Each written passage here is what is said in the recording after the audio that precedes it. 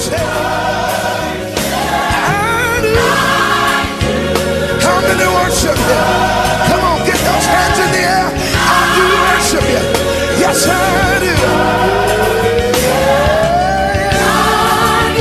Yes, I do. Yes, I do. Host Prophet Cedric Banks along with got a great show for you today. An outstanding community leader down at 36th District Court. Not just a judge, but an honorable judge. How about the Honorable Judge David A. Perkins with us today, here, live in the studio. Judge Perkins, welcome to the Community Show Be Restored.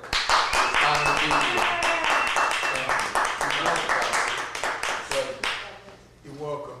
Judge, I'm going to ask you, like I asked all the judges come on the show, Judge, how long have you been a judge down in 36th District Court? Been a judge at 36 for going on 3 years now. Yeah. Prior to that, I was a referee in Juvenile for over 17 years. And even before that, I was a part-time magistrate in Highland Park for 2 years.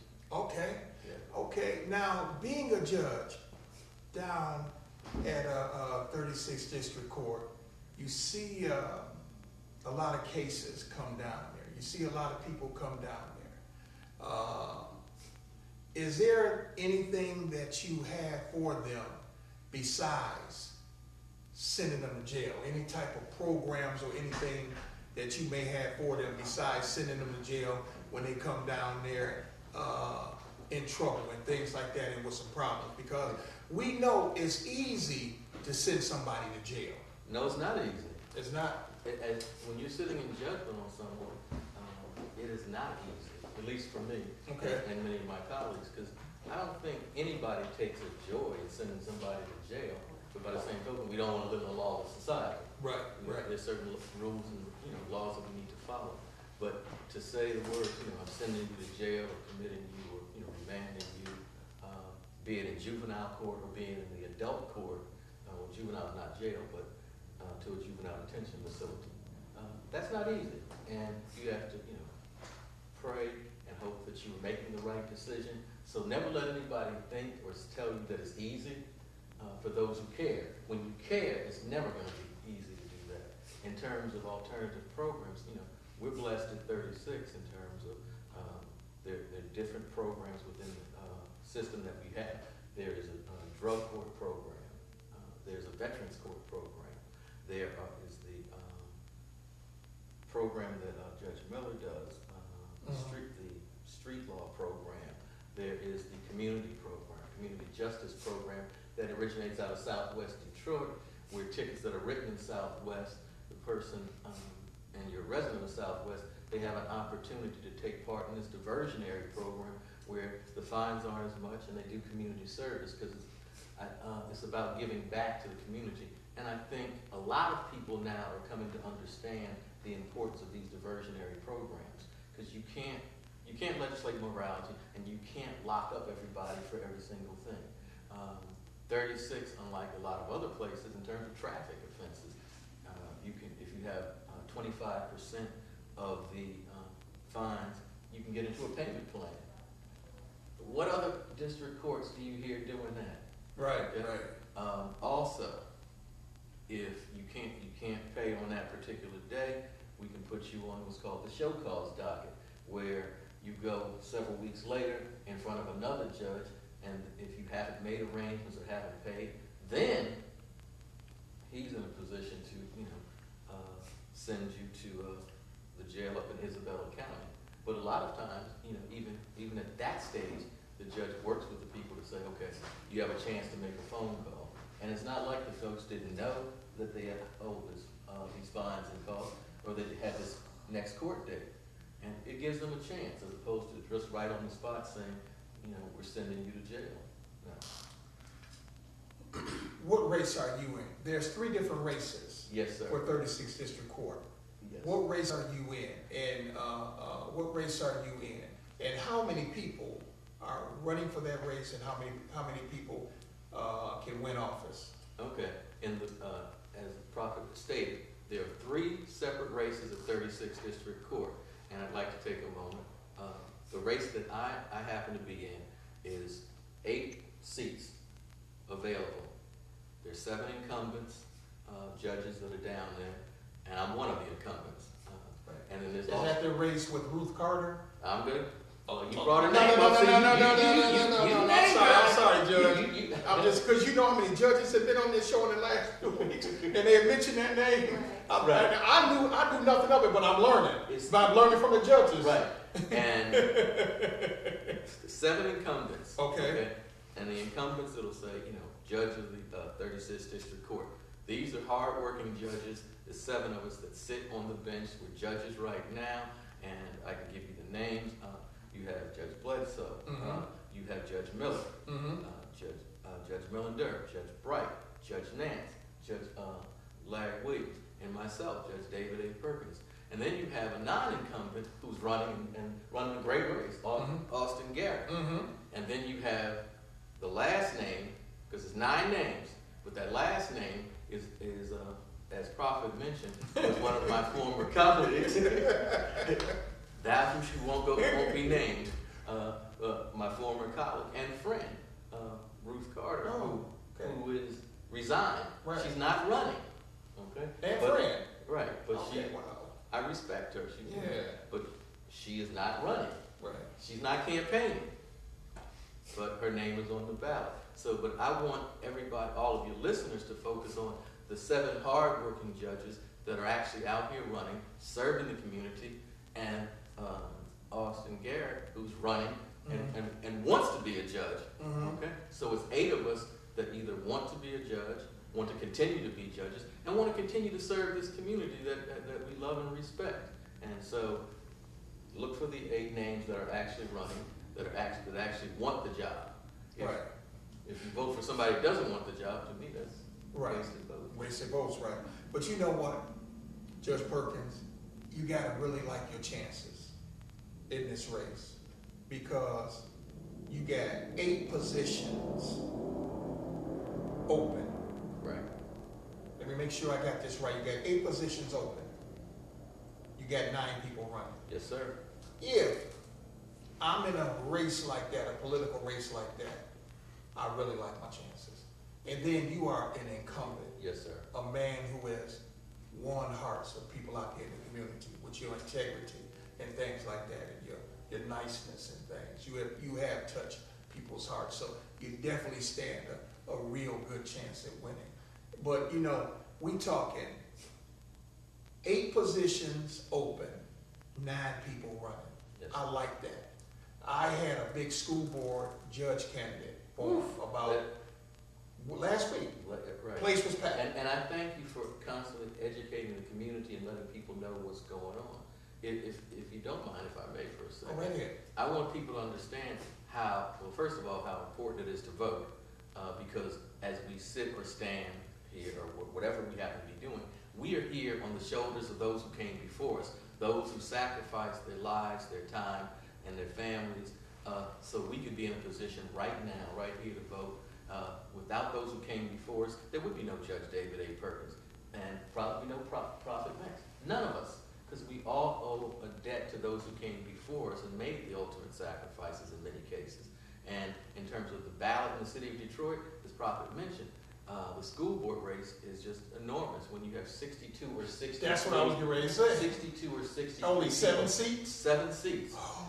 And, thank goodness, for those who want to, we can still vote straight party. However, in voting straight party, you don't touch the proposals. You don't touch your judicial candidates. So you have to go to the back of the ballot to address those issues. And as some of you already know, the various proposals, which I'm not trying to get into, but what I am saying is the ballot's going to be long. So take your time, take your patience, and what I would suggest to people is, if you can't get to the polls, you can go get an absentee ballot. And we're fortunate in the city that we have early voting locations. And take advantage of those early voting locations, because my concern is that on election day, November 8th, 2016, when I hope you're out casting a vote for Judge David A. Perkins, when people go into those polls, they're gonna get a little frustrated, because if you have a long ballot, there's a tendency for people to say, I'm not doing all this. And they may either leave or just not vote. And we can't afford to waste a vote. You got a question for the Honorable Judge David A. Perkins. On your last 3 years on the bench, what are some of the interesting cases that could benefit the community if they were just more prepared and would not end up in your courthouse? Well, in the city, right now I'm on the traffic docket, okay? And in the city, we're all familiar with the term, most of us are familiar with the term driving dirty. And a lot of the issues that come about are because people don't have the money or the wherewithal to have regular insurance, to properly register their vehicles, okay? We need to make sure we get people in office that will say, okay, some of these fees that are mandatory fees can be taken away, or to change that. We also need to change our mindset in terms of that it's okay to do that, when it's really not, okay? In terms of documents, if you have anything that you think is proof, bring it. If it's a landlord-tenant matter and you have a lease, bring your documents to court. Because so often, many times, folks will get to court and they'll say, oh, I got it, oh, it's on my phone, okay? And we, the judges, we can't always say, okay, well, go to your car, go to wherever and get those materials. If you are there for any case, take it seriously. Because the driving cases, for example, some of those are misdemeanors where you can go to jail for up to 93 days. Wow. Or pay $500 in fines. Wow. And let's be honest, we know and realize that in many other jurisdictions, they're not going to give you those chances to make, as I said earlier, the payment plan or to go to a show cause docket. But in terms of being prepared for court, take it as though it's serious business, because it is. And if you have an 8:30 case, don't show up at 10 o'clock. Right. Because that ain't gonna work. That doesn't work. And, right. And I try to be fair with everybody in doing the traffic. Because if you show up at 10 o'clock and you got an 8:30 case, a warrant now has probably been sent out. It's a good chance. The warrant has been sent out now. That has been signed and they've called it. And even if it hasn't been sent out, what happens is the other side, if it's a traffic case, if it's a trial, the officers may have already been released. Yeah. And so then you get there at 10, the officers are gone on their way, and then you have to reset it, and that's more money in terms of that the city has to pay to bring folks back. And while we mentioned the officers, if you don't mind, I'd like to take a point and say, offer my condolences to the whole Detroit Police Department for the most recent loss that the department suffered. And we as a city and the community need to understand that's our loss also. Definitely. Because this person was serving all of us. And so, keep that family in prayer. You have a question for the Honorable Judge David Perkins? Yeah. When you have you had any cases where you have young people that are underage that have experienced problems, and what happens if that's the case? What is it, 18 or 21? Which one? Is Okay. it 18? At 36, we can have 18-year-olds. Okay. And what I try to personally do, if it's a young person, I try to see if there's a way, if it's a traffic matter, is this something that can be under one of the diversion programs, such as the Homes Youthful Training Act, where it can be a delayed sentence, where if they complete whatever they're supposed to do, then it won't affect them. When it comes back for the review date, that case can be closed out and dismissed, rather. Actually dismissed like it didn't happen. And so that young person can then say, okay, I got a break here. This case, it happened, but it really didn't happen. Okay, can you give a little clarity? Okay, Judge Perkins, Yes. what I want to ask you is, what do you bring to the bench at 36th District Court? When we talk about Judge David A. Perkins, what is it that he brings to the bench at 36th District Court? Several things I would like to say. A love for the city, the people that are the citizens, I know it's an honor to serve. I've been in public service all my adult life. In terms of, you know, my judicial career, I have over 17 years of experience at juvenile court as a referee presiding over neglect and abuse cases, delinquency cases. I have had more than 2 years as a part-time magistrate in Highland Park. I know the community. I'm part of this community, and I want to continue to give people a chance to be empowered, have second opportunities, and make this community as good as it can be, because we're all here together. And what I also bring is that compassion for the city and the citizens. All right, go ahead. Okay. Go ahead. Okay, that program for the youth, is there a little more detail you know about it? Like how long does it take, or exactly what the steps people have to take? Because I know there are probably people out there in the community who have sons and daughters underage who have got out there in a vehicle and gotten into some. Well, if they come in and it comes before the court, then the lawyer can say, okay, talk to the prosecutor and see, is this one where we can place this person in the HIDA program? Okay. Is this one where we can get a delayed sentence? And folks have to understand, and this again goes to why it's so important who we put in office. The prosecutors a lot of times have even more discretion than the judges. Wow. The police officers, who are the first point of contact, have discretion. Wow. When you think about it, it's the police officer who will say, well, you know what, I could write you this ticket, but I'm just going to give you a warning and tell you to go on home or do whatever. If they decide to issue a citation, then that's a different issue. So even before things get to court, there are other folks that have discretion. And it's spokes of a bicycle wheel that are connected. And that's why I can't stress enough that we were all connected. We were all part of this together.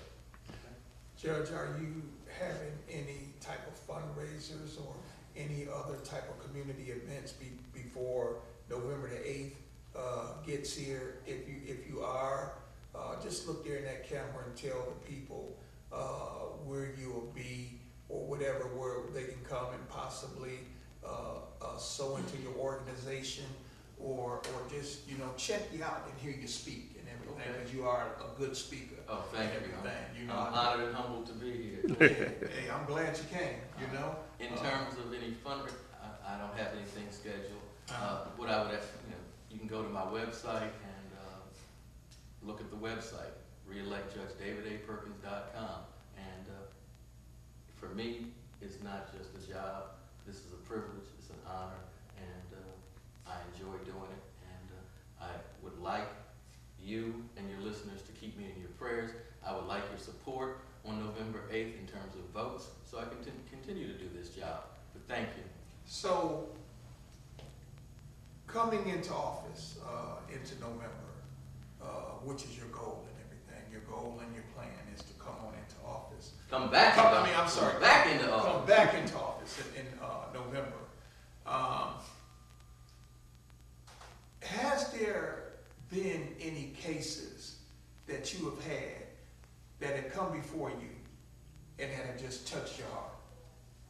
I mean, just touch your heart and things like that. Have you ever had any, heart-touching cases that touch your heart? Because, when we talk about 36th District Court, that covers a lot of people. That covers a lot of people. So you have seen a lot of people. And then another question, how long will you be back in office?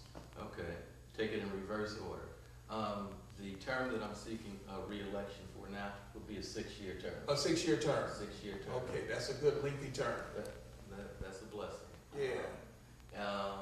In terms of, to me, all the cases touch my heart because every single case for me is important. Mm-hmm. And I like to,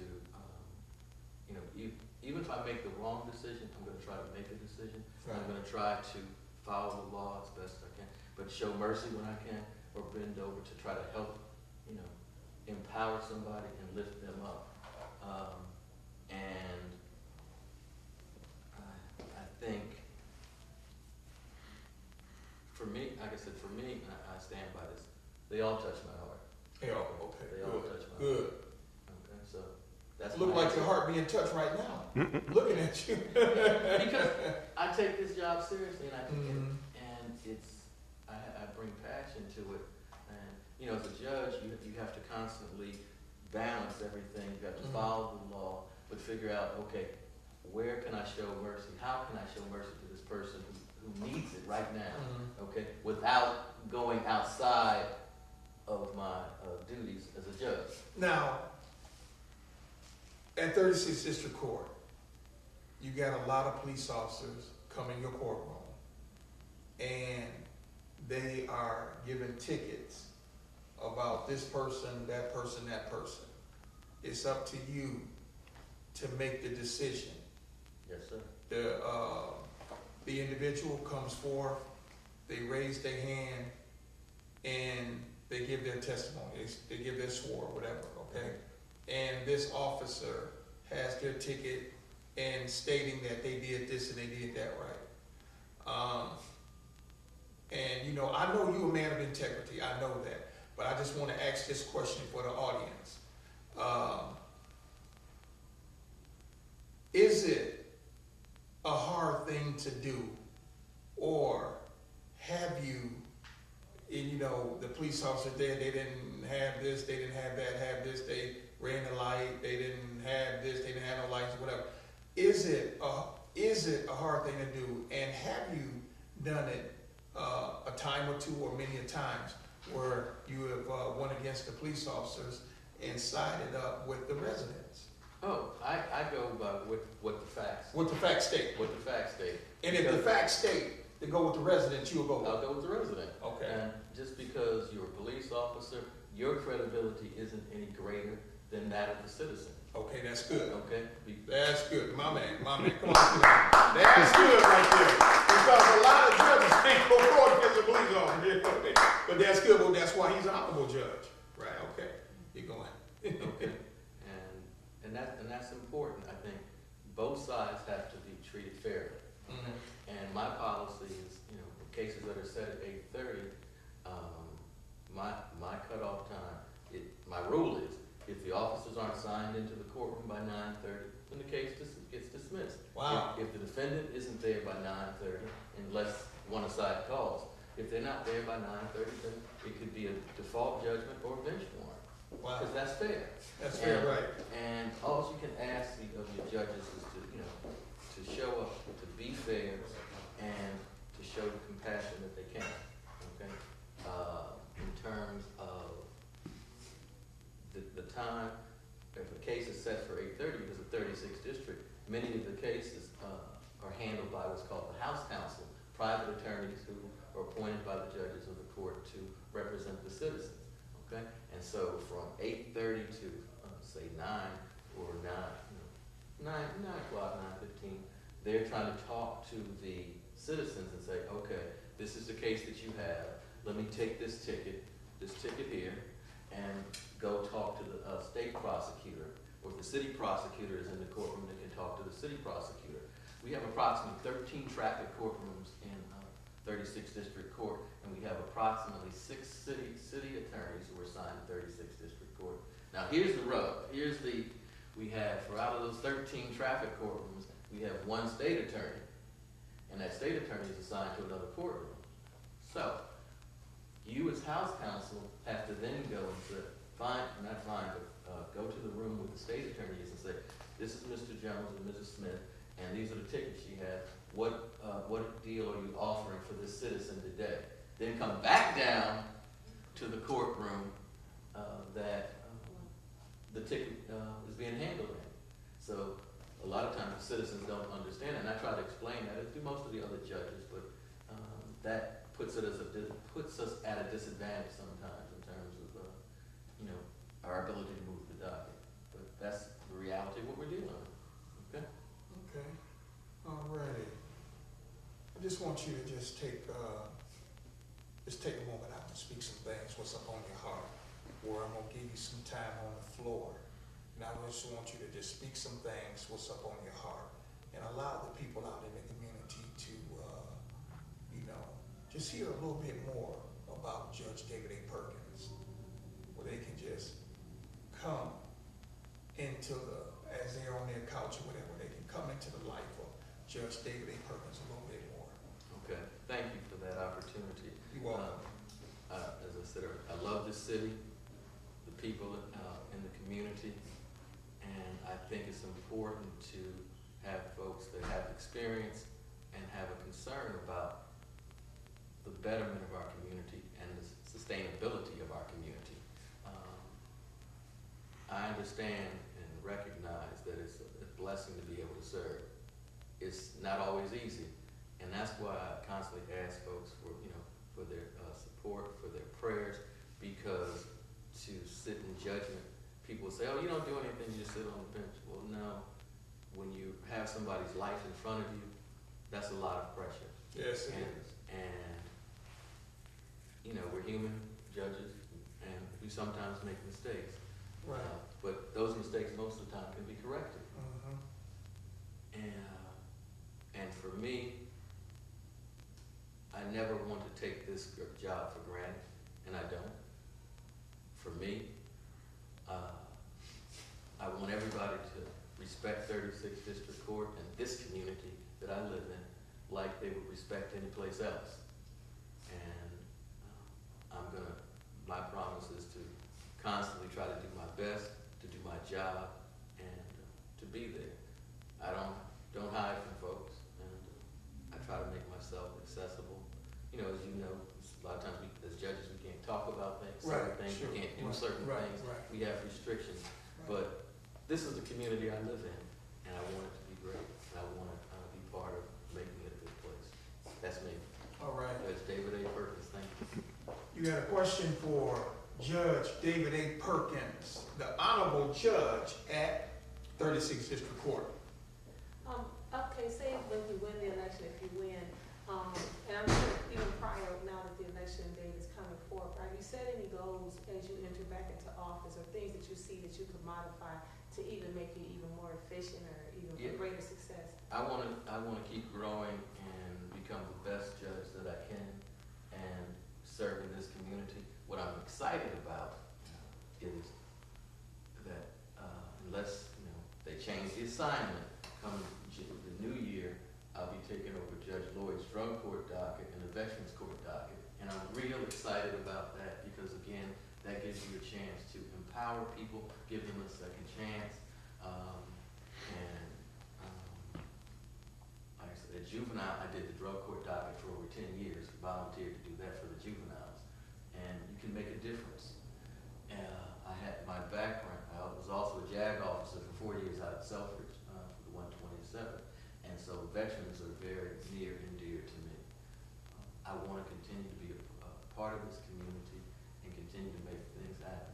In terms of following Judge Lloyd, she is a complete class act, brought worldwide recognition to the drug court program at 36th District. Worldwide recognition. Not that, and that's honest because people knew her all over. Wow. Not just in the States, they knew her other places. That's and good. She had the heart and soul to give that, to give people. And she knew when to be tough, Right. when to show, that love, Wow. because it's a balancing act. And We got 1 minute left. Go ahead and take a little bit more time, and then I'll take it over. Okay. And so, like I said, following Judge Lloyd is no easy feat, but I'm going to do my best. And I want to continue to uplift the members of our community, because I understand that, but for the grace of God, I could be in any one of those situations. And I'm thankful for that. Thank you. Judge, what a blessing. Another blessing. Thank you. Being on the show today, you did an outstanding job. Outstanding, just listening to you today. Your humble spirit, your kindness, and the love which you have for the city. You really delivered today. And wow, what a show, what a show, what a show. I've been your host today, Prophet Cedric Banks, along with Prophetess Donetta Banks. and along with Judge David A. Perkins from 36th District Court. Thank you. when is the election? November 8th, Tuesday. Tuesday, November 8th. God bless you. See you next Saturday right here. It's Community Show. Can I get a witness? Hey.